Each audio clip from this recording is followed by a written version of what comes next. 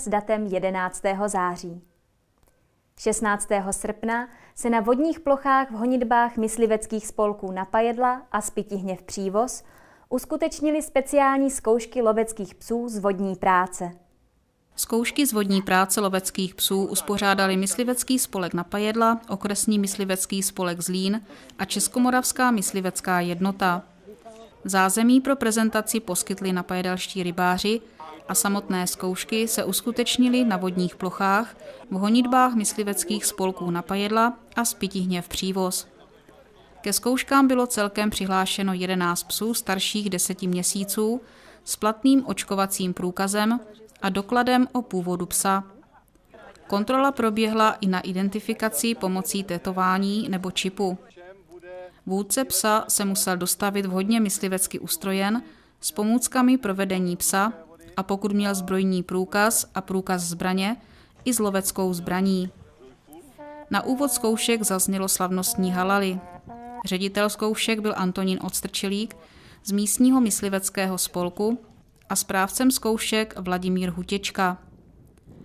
Rozhodčí byli delegováni okresním mysliveckým spolkem ze Zlína a přítomní byli také čekatelé, kteří se na funkci rozhodčích připravují. Při zkouškách z vodní práce se postupovalo podle zkušebního řádu pro ohaře, slídíče a retrievery, jezevčíky a teriéry. 11 vůdců bylo po vylosování pořadového čísla zkoušek rozděleno do 2 skupin a dle pokynů pořadatelů se vydali k plnění zkoušek.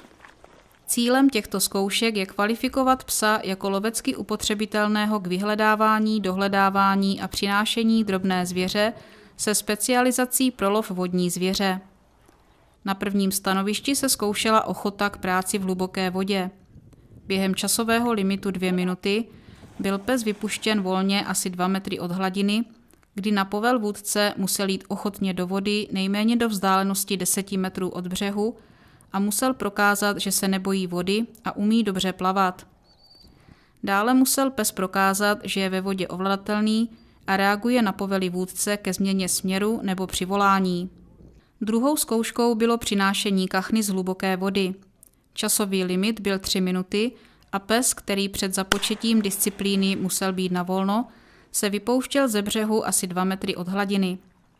Rozhodčí vhazoval do vody do vzdálenosti asi 10 metrů od břehu kachnu, aby měl pes možnost dokázat, že umí plavat a přinášet kachnu z hluboké vody. Pomocník současně při vození kachny vystřelil do vzduchu brokovnicí, a to tak, aby situace co nejvíce napodobovala praktický lov.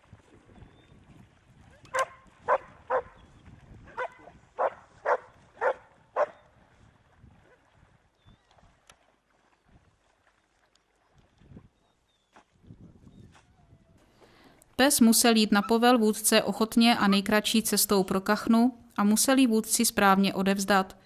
Nesměl ji žvíkat či silným zkusem poškodit.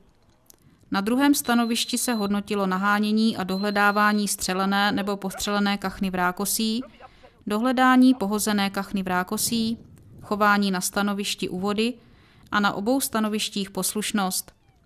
Každá disciplína se hodnotila body, kdy pes mohl při zkouškách získat při splnění všech disciplín za plný počet bodů celkem až 100 bodů.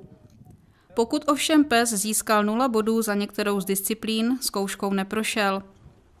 Na poslušného psa s velkou chutí plnit pokyny svého vůdce bylo radost se dívat a při pohledu na tyto nerozlučné dvojice se opět potvrdila slova, že myslivec bez psa je pouze poloviční myslivec.